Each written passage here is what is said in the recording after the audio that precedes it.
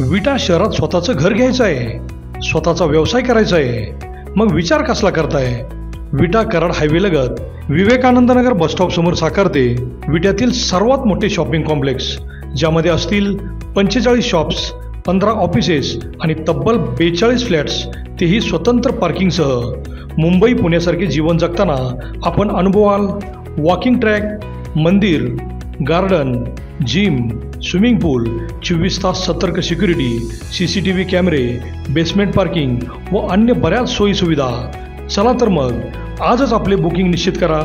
आमचा पत्ता diamond arcade, Karad road, विटा. संपर्क राजू पाटील किर्दत 93 222 68 103 व हनुमंत किर्दत 930 983 94 77.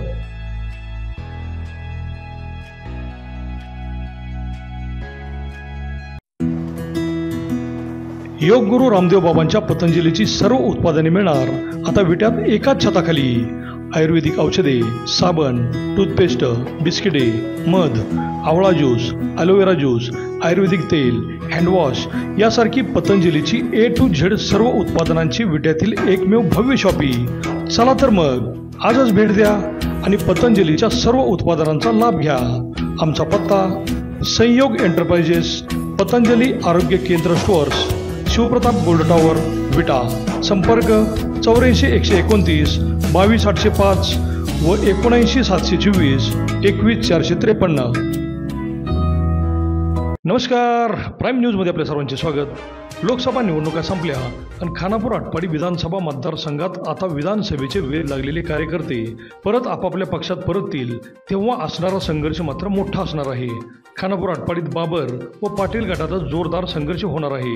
महायुतीत हे दोन्ही गट असल्याने तिकीट वाटपामध्ये जोरदार संघर्ष पाहायला मिळणार आहे आणि उमेदवारी एका गटाला मिळाली तर दुसरा गट बंडखोरी किंवा अपक्ष लढणार हे नक्की आहे आणि तशा चर्चाही होत आहेत.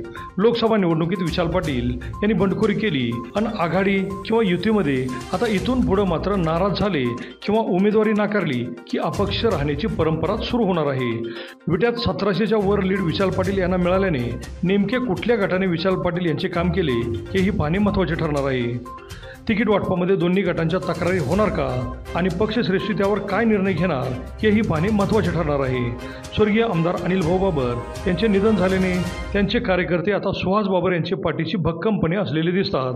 तर ॲडव्होकेट वैभव पाटील यांनीही अजित पवार गटात प्रवेश केल्याने त्यांनाही अजित पवारांची ताकद मिळणार आहे. जिल्हाध्यक्षपदाच्या माध्यमातून वैभव पाटील यांनीही जिल्हाभर पक्ष वाढवला आहे.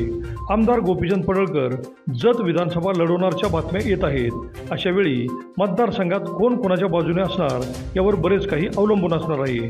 अजून निवडणुका जाहीर नाहीत, त्यामुळे दोन्ही बाजूकडे शांतता पाहायला मिळत आहे. महायुती जरी असली तरी एकनाथ शिंदेंची ताकद ही सुहास बाबर यांच्या पाठीशी तर अजित पवार यांची ताकद ही वैभव पाटील यांच्या पाठीशी असणार. असे असले तरी स्थानिक मतदारसंघात मात्र बाबर आणि पाटील हे दोन पारंपरिक प्रतिस्पर्धीच आपापल्या कार्यकर्त्यांच्या पाठिंब्यावरच मैदानात असणार आहेत. त्यामुळे उमेदवारी जाहीर झाल्यावरच मोठा संघर्ष पाहायला मिळणार एवढे मात्र नक्की. अभिजित शिंदे, प्राईम न्यूज, विटा.